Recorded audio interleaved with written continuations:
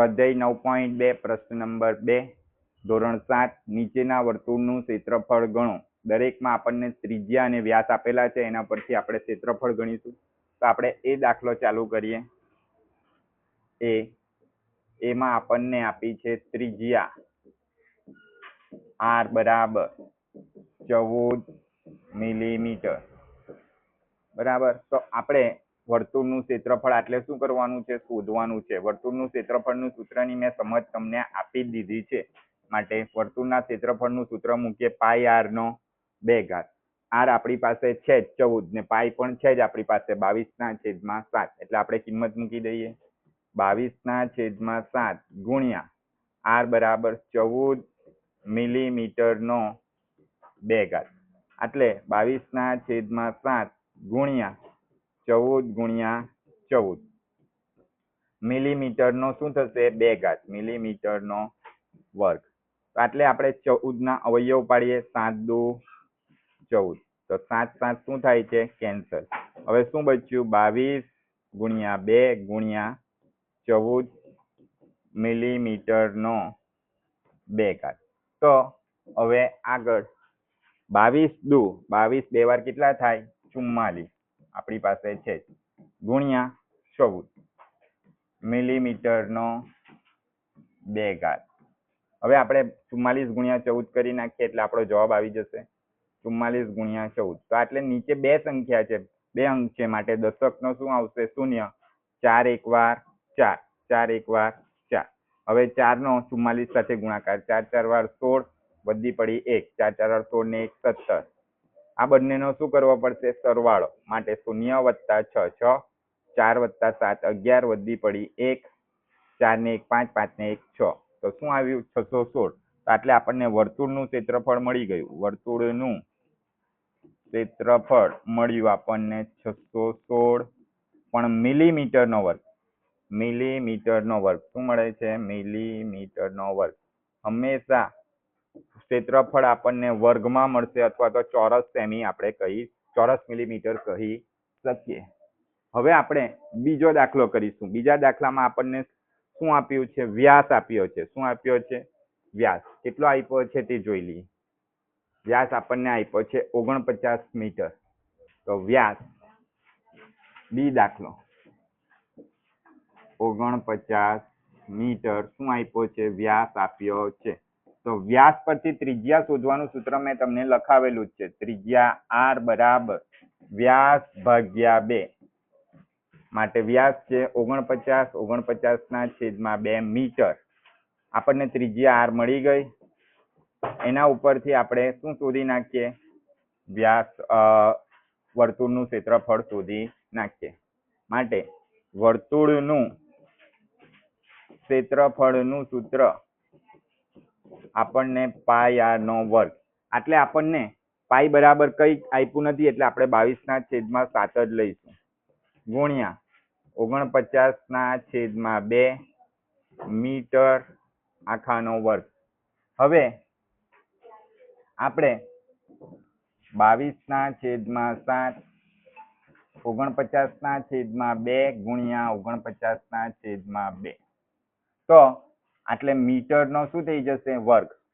માટે 49 ના અવયવ પાડીએ 7 7 વાર 49, તો આ 7 આ 7 કેન્સલ। 22 ના અવયવ પાડીએ 11 દુ 22, તો આ 2 2 કેન્સલ। હવે શું બચ્યું છે? તો જુઓ 11 ગુણ્યા 7 ગુણ્યા 49, છેદમાં કેટલા બચ્યા? 2 મીટરનો વર્ગ।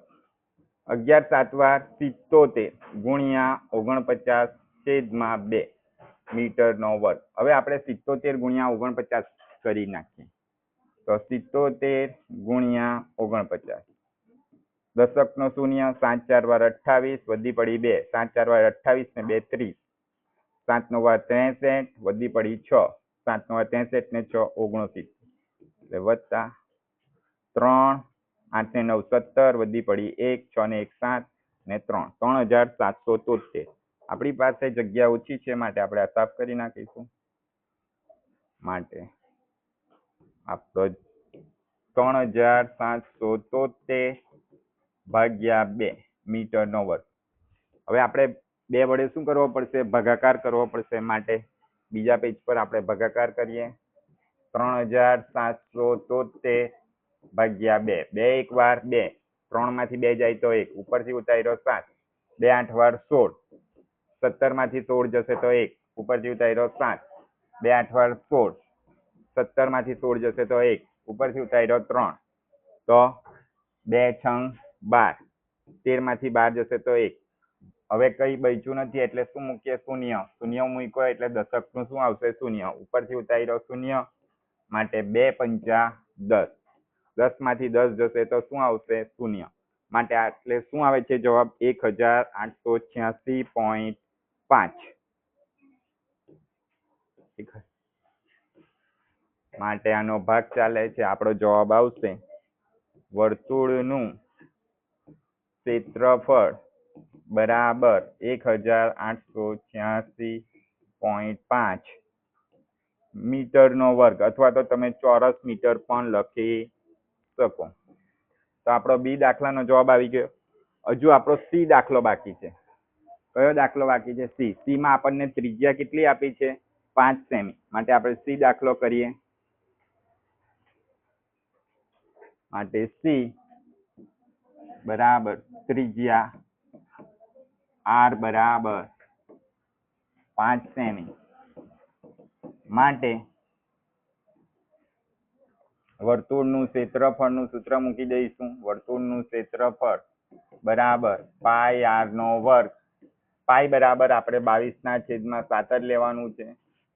આર બરાબર 5 સેમી આખાનો વર્ગ.